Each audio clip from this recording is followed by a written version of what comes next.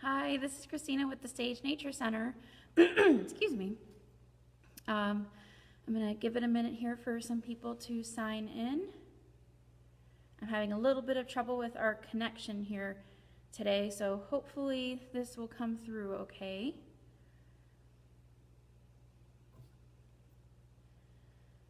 Again, this is Christina coming live from the Stage Nature Center here in Troy, Michigan.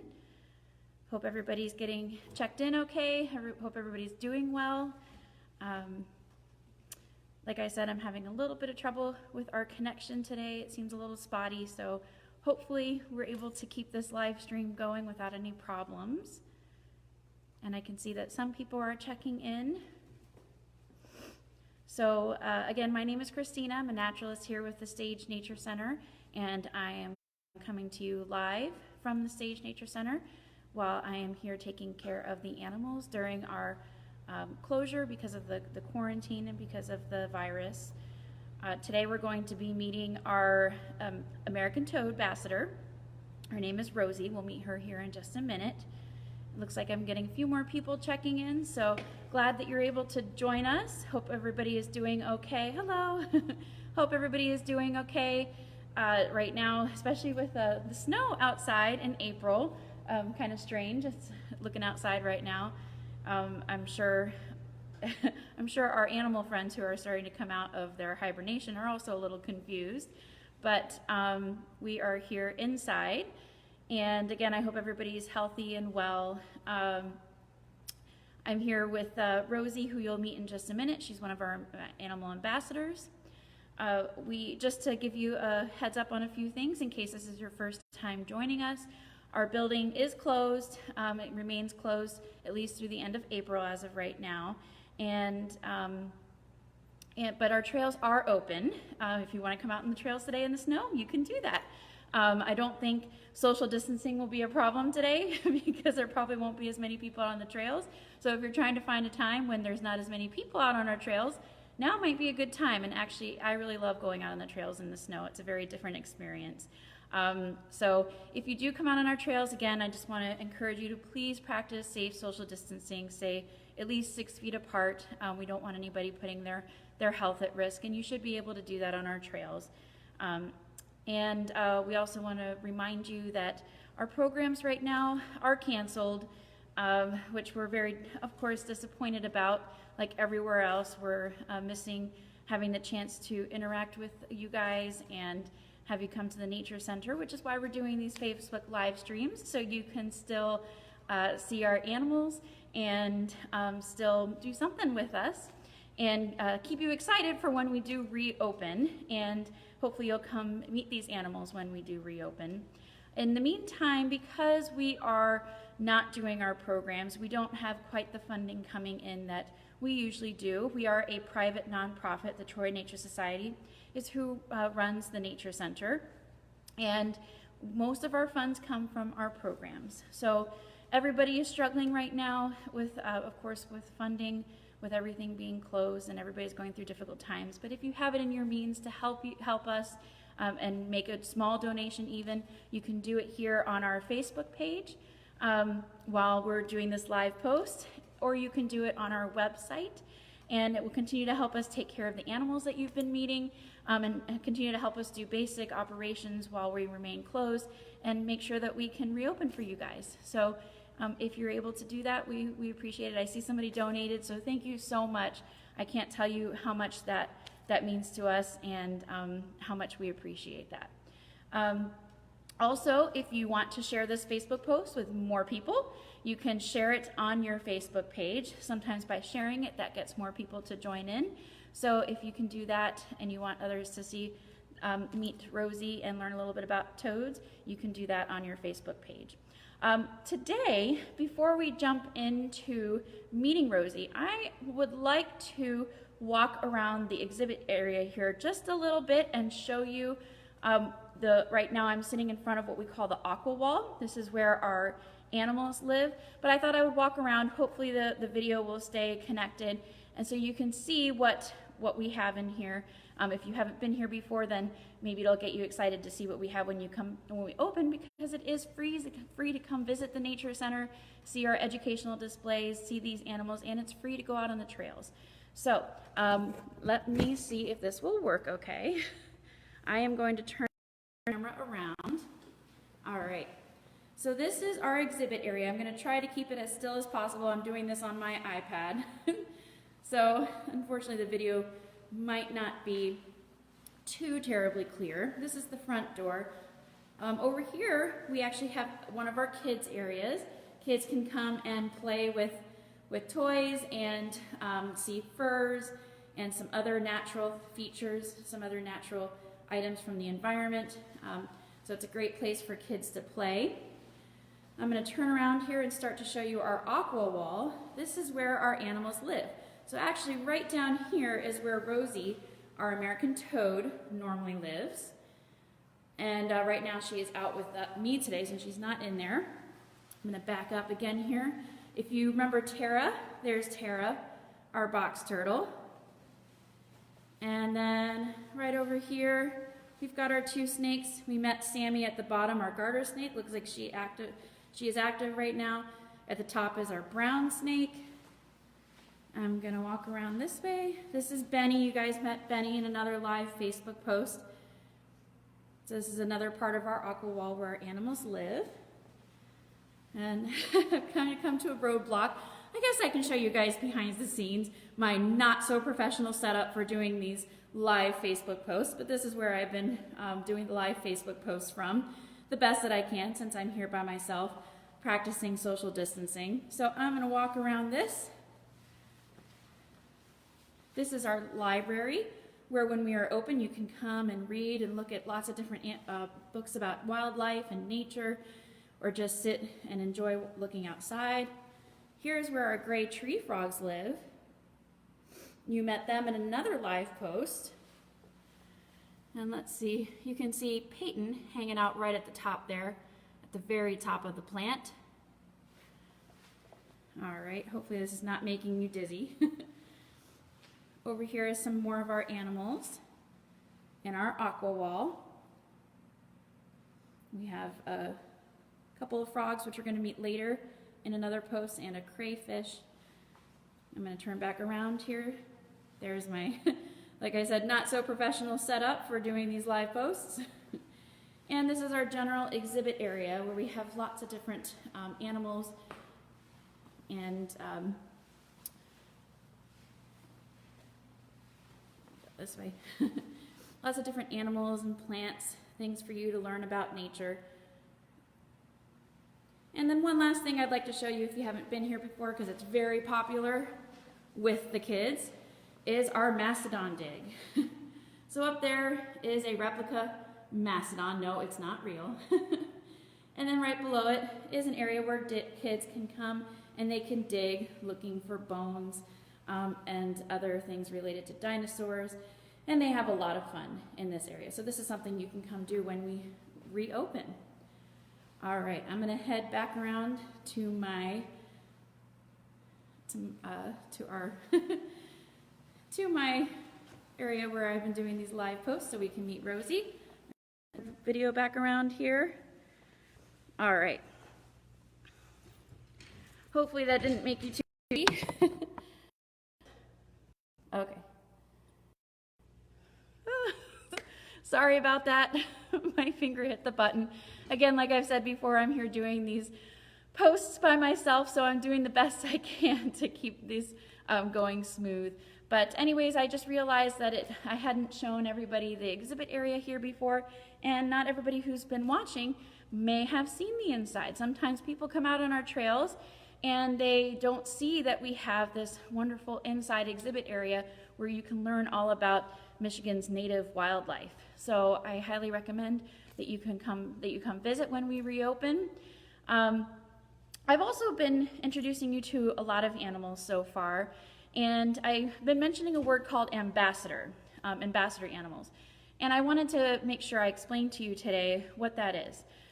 These animals are not our pets. So they're with us because they, as animal ambassadors, they are representatives of their species. So they are habituated animals that live permanently with us at our nature center, and they become an ambassador of their species in that they help teach people about their species so they can see them up close, and so they can learn about them and get excited about them. And then that helps people learn more about nature outside, and it helps people form a connection with them. So it's something that we do to help people learn more about their native wildlife. But again, we do not necessarily recommend that you go out and get these animals as pets. It's not good practice to go out and take them from the wild and put them back into the wild, as I've mentioned in other Facebook posts. And we actually have permits from the DNR to have these animals as ambassadors to show that we are taking care of them. As you've seen in some of the other posts, some of these animals came because they were found with injuries and were treated and then had to stay with people because they couldn't be returned to the wild. And then some of them came to us just when they were young here on the Nature Center grounds, like Rosie, who you're going to meet today, because we wanted to bring them in as an ambassador. So Rosie was very young, was younger. Actually, we don't exactly know how old she was, but she was quite a bit smaller when we first had her, so we know that she was younger at that time. Let me get her out here. This is Rosie. Lovingly named by our volunteers who take care of these animals and spend a lot of their time helping to take care of them when we're open. And I know our volunteers are missing them very much. And I know that we'll be excited when our volunteers can come back. So this is our American toad. And like I said, she was quite a bit smaller when we got her, or when we found her. She was brought to the Nature Center inside with us in May of 2014. And actually, of the current animals that we have here at the Nature Center that live with us, she has lived here at the Nature Center the longest. That doesn't mean she's the oldest, because some of these animals were in other places before they came here, and we don't know all of their ages, but she has been with us here the longest of these animals, having come to us in May of 2014. You can see she's trying to climb here on my hand. She's probably hungry, which we will feed her here in just a minute. Now, we did meet the gray tree frogs here. I think she wants to say hi. Actually, she probably wants to eat. You did meet the gray tree frogs, and tree frogs are amphibians, like toads, like Rosie here. They have very thin skin that is easily penetrable, which is one reason why a lot of them need to stay wet or moist. Frogs and toads and other amphibians like salamanders, which we do have here in Michigan, they also will, they start their life in the water. They go through a metamorphosis, so usually their eggs are laid in the water and their eggs are soft and jelly-like, and then they become tadpoles, and I'll show you that life cycle here in just a moment when I put Rosie down. And then they either move on to land if they're a land amphibian, or they stay in the water. So toads are more of a land amphibian. They do spend some time bathing in water, but they don't tend to live in ponds. Their eggs are in ponds, or their eggs are laid in the water, and they spend their first part of their life in the water, but then when they're adults, they spend most of their time on land. So let me show you something here. Like I mentioned before, since they're amphibians, they are cold-blooded, which means that they cannot make their own body heat. They get heat from their surroundings. So right now, we're not seeing a lot of these amphibians yet, although we are starting to hear some. We were starting to hear the chorus frogs. And the toads we could start hearing soon when they start calling. But we probably won't be seeing a lot of them just yet because they're still coming out of their winter hibernation. So I was just talking about the life cycle. Here is the life cycle of a toad. And like I said, you can see that their eggs are these jelly-like eggs. They're laid in the water. Now frogs, when they lay their eggs are usually laid in bunches or bundles, kind of groups, like big groups together. Here, toads, they lay their eggs in these long strings or spirals. Let me show you another picture here of what they look like, of actual toad eggs. This is what they look like. So that's one difference between toads and frogs, is that toads lay these long spirals, whereas frogs will lay them in kind of bundles and bunches. But they are laid in the water, and they are jelly-like. Here is a close-up look of those spirals, of those eggs. So each one of those is an egg. Okay, and then back to our life cycle here. When those eggs hatch in the water, they are tadpoles, so they have tails so they can swim through the water. They have gills for breathing, and then as they grow legs. Eventually they get rid of that tail. You saw Rosie, she's actually quite large, but when toads are babies, they are very small. So let me show you a couple pictures here to show you just how small they can be. So these are several toads sitting on somebody's hand. So when they're born, you might see all these little specks hanging around in the grass, in the forest, because they're not very big. Here's a close-up of a baby toad. I think this picture is adorable, on the very tip of someone's fingerprint. So it does look a lot like Rosie, just a lot smaller. So there's a baby, and then let me show you Rosie again. She does not fit on my fingertip, does she? She's quite a bit larger, and she's full grown. We don't know exactly how old she is. She was much smaller than this when she came to us in 2014, but I'm going to put her back down for a second. These toads can live 5 to 10 years in the wild and up to 40 years in captivity, so it's really kind of hard to know just how old she actually is. And just to show you a picture, sometimes you guys, when you're looking in ponds, you might see all of these tiny specks with tails in the pond, and it could be toads. They are very common, so we see them all around, and it's one of my favorite finds during the springtime when they're laying their eggs. I love seeing the baby toads. So that's a little bit about their life cycle.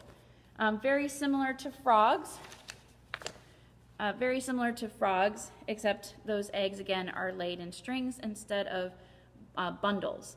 But like frogs, like I said, they are cold-blooded. They have very thin skin, which is easily penetrable. Now, they have wide heads. Let me show you. Rosie again here. There you go. They do have wide heads and kind of short bodies, and that helps them for jumping and for eating. They don't have teeth. And they also don't have ribs. I mentioned this when we met the frogs, but they don't have ribs as well. Now, frogs have really long hind legs, whereas toads kind of have short and stubby hind legs. And that's because toads, they don't do a lot of big jumps. They do little hops and they walk, which we'll see here in just a minute when I put Rosie down to let you see her feed. So I'm going to put her back down here. And actually, I think we'll get ready to feed her, and then I'll tell you more about her while she's eating. Yes, Rosie is very squirmy. Oh, and right now I can see people's comments. I know on Tuesday I lost comments, but if you have comments or questions, please put them in here, and I will try to answer the questions throughout. I'll also go back at the end and try to scroll through the best that I can and answer your questions, and go back later and answer your questions after the live post is over. Someone would like to know if she likes to swim.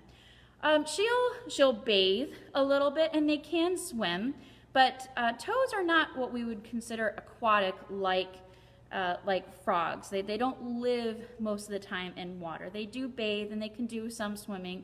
They do mate in the water, and they do lay their eggs in the water, but otherwise they prefer to be on land, and they prefer to be they like to bury themselves down into the dirt. And during the wintertime, that's where they are, is they bury themselves down underneath the dirt, underneath the ground, so that way they can stay as warm as they can during the winter time. So let me go ahead and, oh, you know what, before we do this, there's a couple other things I wanted to show you about her. So we do have another toad here in Michigan called the Fowler's toad. Here in Michigan, we actually have 13 species of frogs and toads.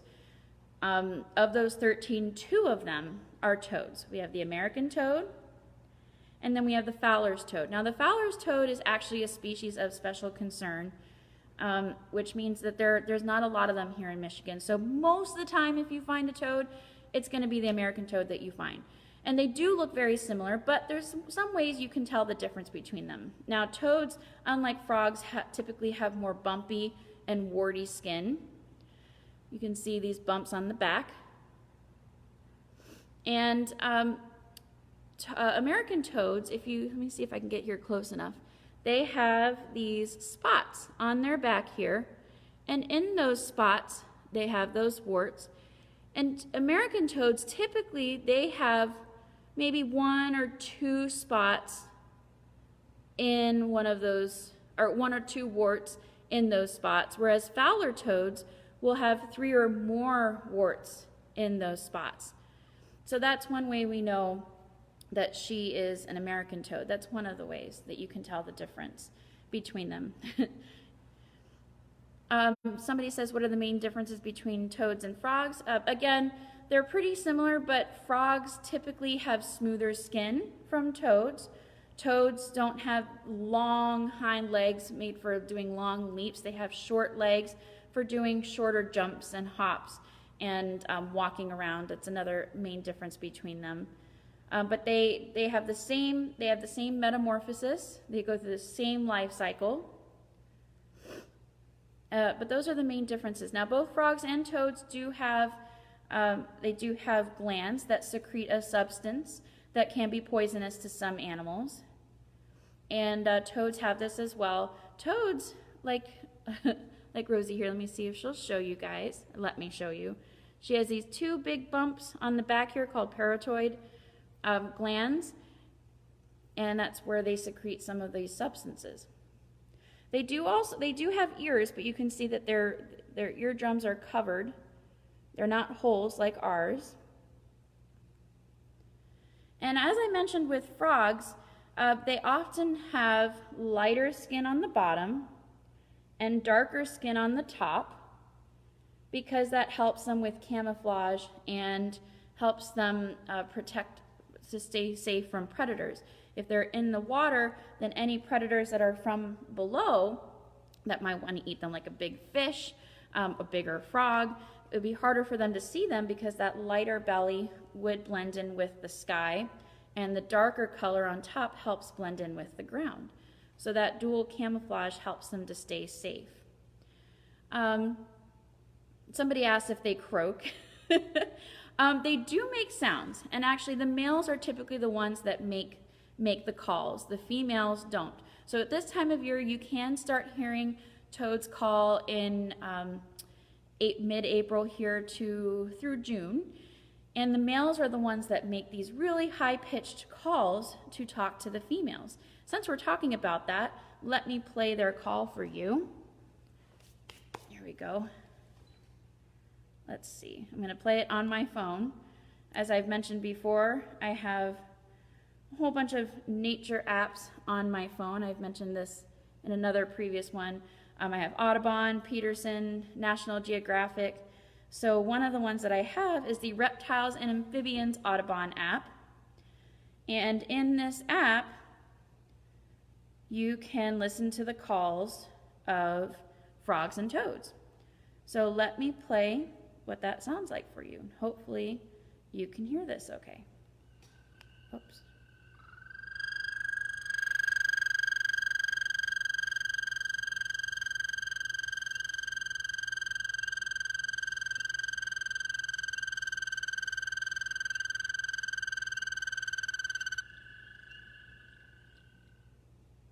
So that's what their call sounds like, and that's the male singing to the female to get their attention for breeding. And you're going to hear that starting here around mid-April through June, and of course depending on the weather and the temperatures. So that's the sound that they make. I wouldn't really call that a croak. Now the reason they say croak is there are some species that make sounds that sound like croaking. Actually, let me play one for you, and you're going to be meeting one of these.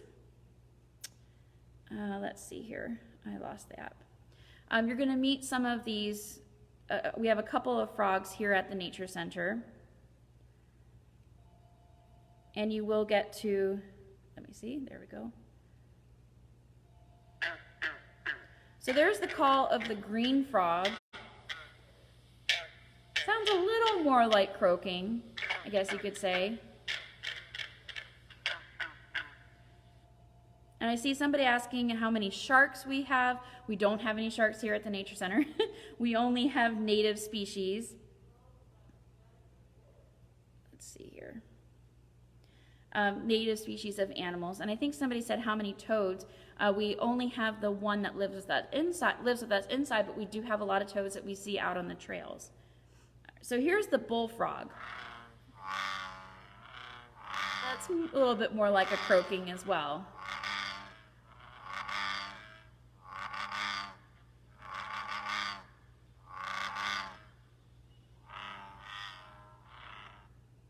So like I said, that's a couple of our different frog species, which we will meet in an upcoming live post.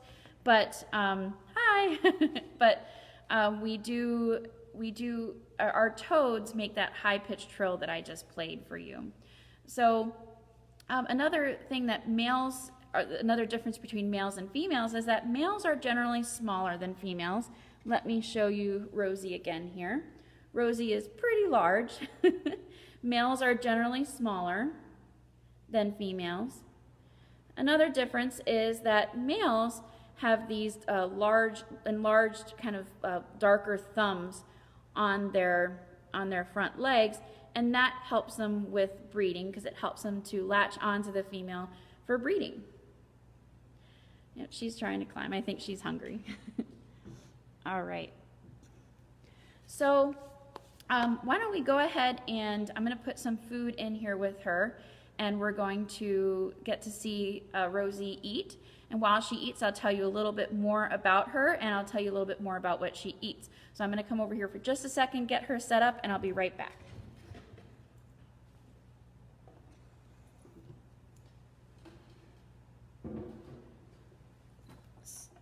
Unfortunately, I need 2 hands for this, and I'm the only person here.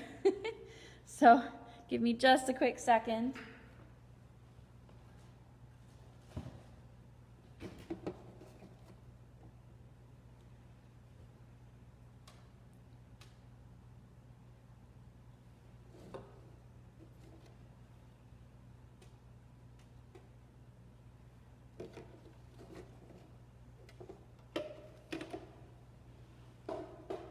Okay, let me bring the camera over here, and I'm going to turn it around and see her. There we go. Oh, so what I've put in here with Rosie are some crickets. So in the wild, toads will eat insects. They'll eat worms, grubs, spiders, slugs, snails. So crickets are one of the insects that are easy to get in pet stores, which is why we feed, one of the reasons why we feed crickets, and they would eat crickets out in the wild. Now, oh, did you see that? Just a little bit. There we go. Now, I couldn't tell if she got that last one or not. So a lot of times we don't feed the animals here things that you find out in the wild because you risk these things being introduced to pesticides and insecticides out in the wild. That's why we don't feed all of our animals here things that you would find outside. But things like, we do sometimes get slugs from our trails to feed the animals, and that's because the slugs that are here don't travel far enough to the neighborhoods that they are at risk of being exposed to insecticides. I don't know if you can see that long tongue there that she's using to try to catch these crickets. So we don't use insecticides and pesticides here on our property. So if it's an animal that doesn't travel very far, like slugs, then we know that we're safe to feed them.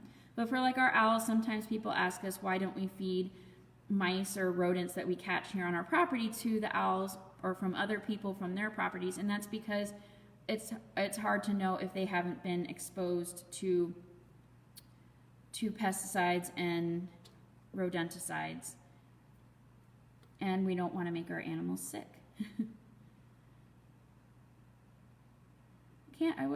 Couldn't tell yet if she actually caught one. I think she may have.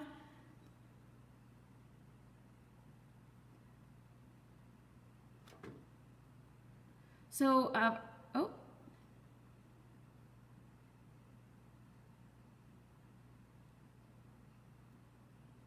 So one of the things I want you to notice when she swallows is that she'll close her eyes, and closing her eyes allows her to, or it helps her swallow her food because it helps it push it down her throat.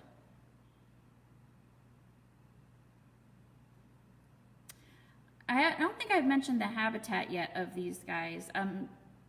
Toads can be found in woods, they're found in meadows, you can find them in gardens. Actually, they're a great place to have in your gardens because they can eat thousands of bugs, you know, several thousands of bugs in one summer season. Oh, I think she got it.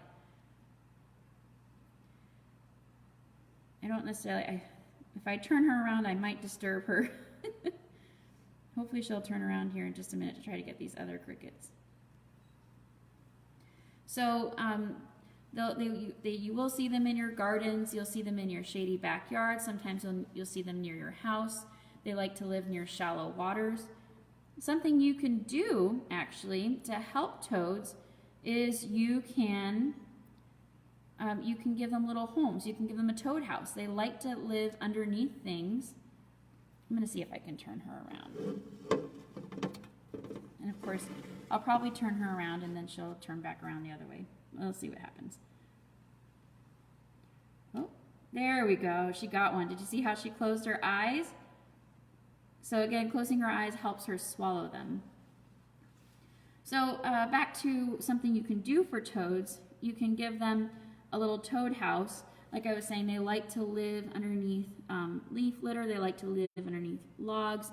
So something you can do is you can put out like a little pot, and you can put a hole in the pot, and toads might live in a pot. You can find instructions online on how to make a little toad house for them. Oh, looks like she might get another one here. Let's see.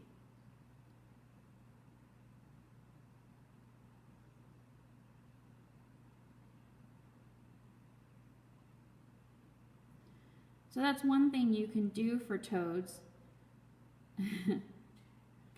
There we go. I'm sorry. I really enjoy watching different animals eat.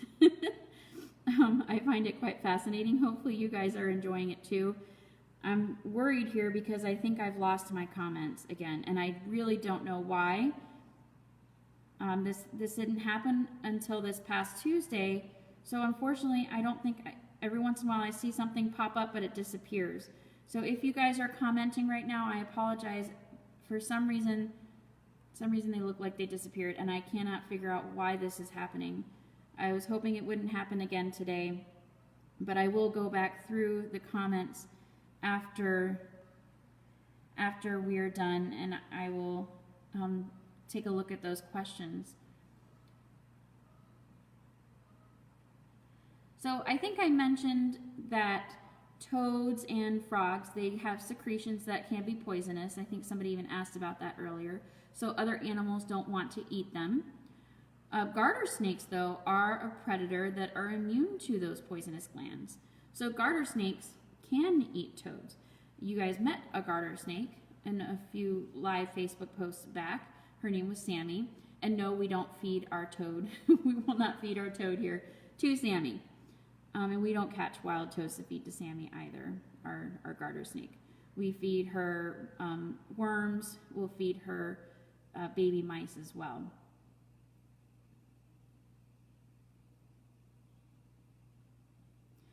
So like I was saying, you might find them in your gardens and around your house, and they're actually really important to have around your house because of how many bugs they'll eat. So a lot of gardeners and farmers will welcome having toads around their house because of all the bugs that they eat.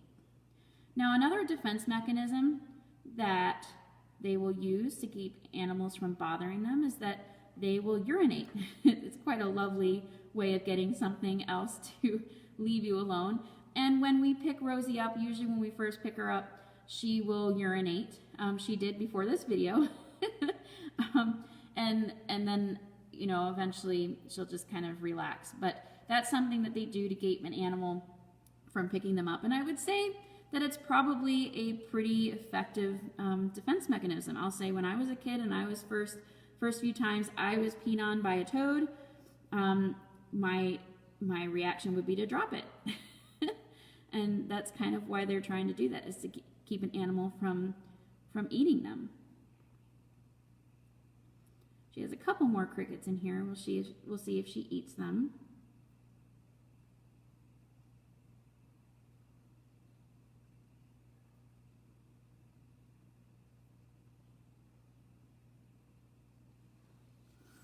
And unfortunately, like I said, I don't think I can see your questions or comments right now. I can see that some people, looks like I see some.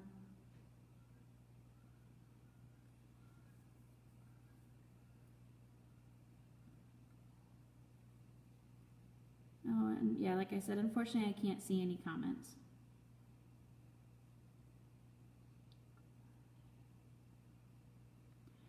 All right, hold on just a moment. I am going to put the video camera down. So I'm going to put some waxworms in there with her and see if she'll eat those. She has one cricket left here, it looks like. But I'm going to put you down. I'm going to turn around here for just a second again. And I'm going to put,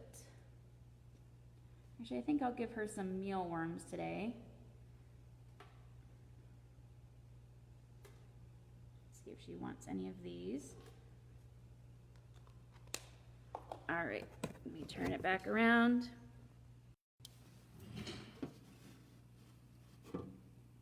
There we go. So mealworms are actually the larva of a beetle called a darkling beetle.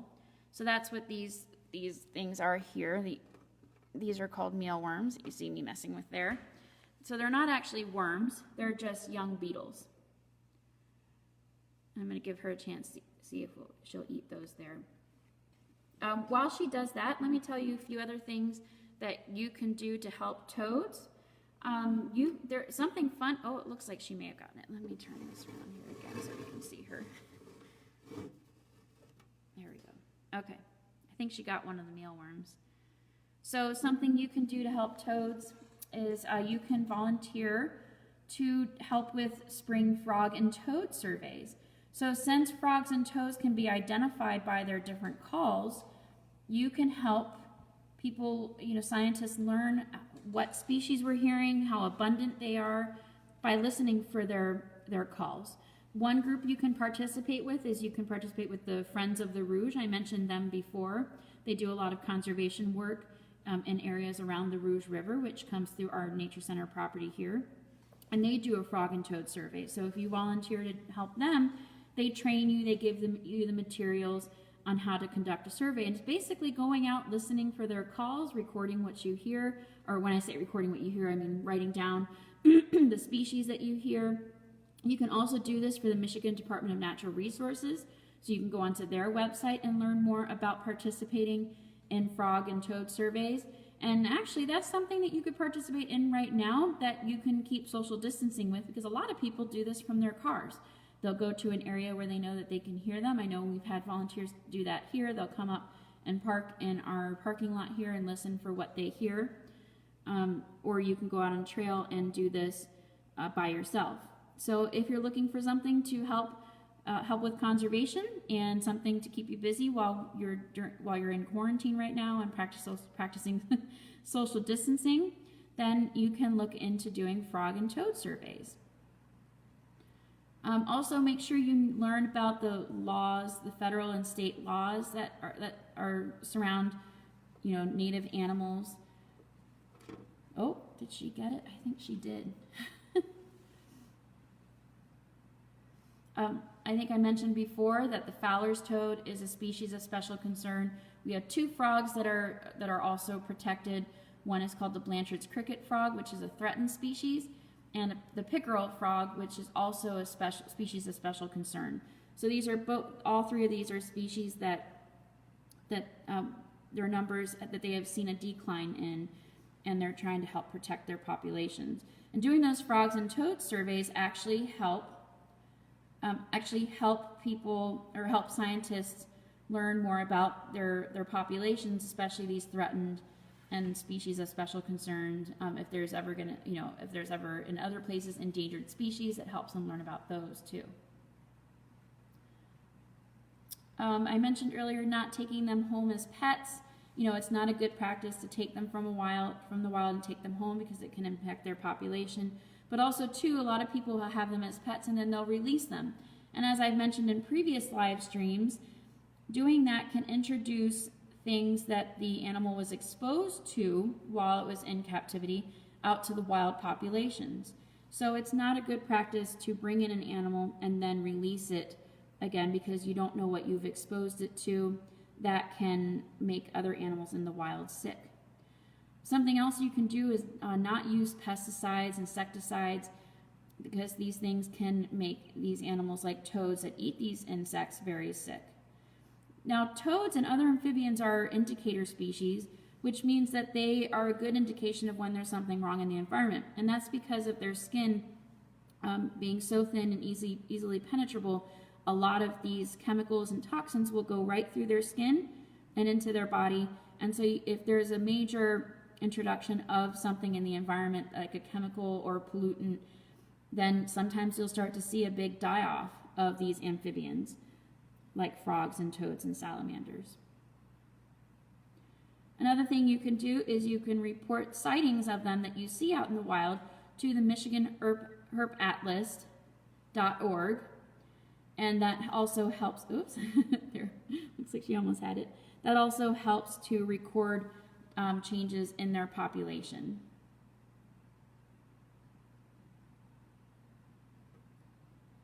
I'm going to give her one more moment here. Oh, she got it.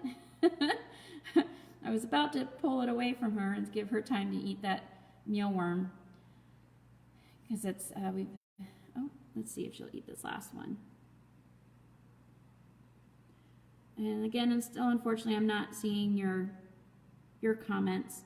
I'm going to have to figure out what's going on here and why this is happening.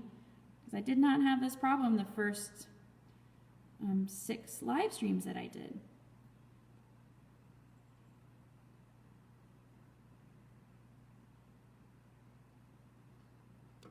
There she goes. And she got it. All right. I'm going to turn back around here, give her a second to digest all of that food that she just ate. I want to say thank you again for tuning in today. I'm sorry that I've lost the comments. I don't know what happened. It seems to happen when I reverse the camera. They disappear, and this hasn't happened before, so I'm going to have to try to figure out what's going on. I thought it was just a fluke on Tuesday, but apparently not. So I apologize. I will go back through the comments and answer some of your questions afterward. But again, thank you for tuning in. Thank you for your donations. I see that we've had some donations come in, which will help us continue to do this. Also, just to remind you that you can go onto our website and see some of these videos that have already been on Facebook that have already happened. You can go onto our website and watch them again under Virtual Nature Explorers, or you can also watch them on our Facebook page. Today's video will also be available later. I will be doing another live stream next Tuesday at 1 p.m. and we'll be meeting our crayfish. I know that doesn't sound terribly exciting, but it's actually a lot of fun to watch her eat. And she's a pretty neat animal, and there's a lot we can learn about her.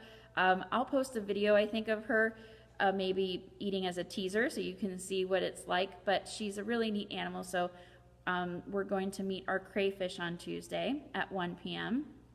And again, I want to say thank you. I hope you all are staying safe and healthy. We miss you guys. We look forward to seeing you when we reopen, and hope that you stay safe in the meantime.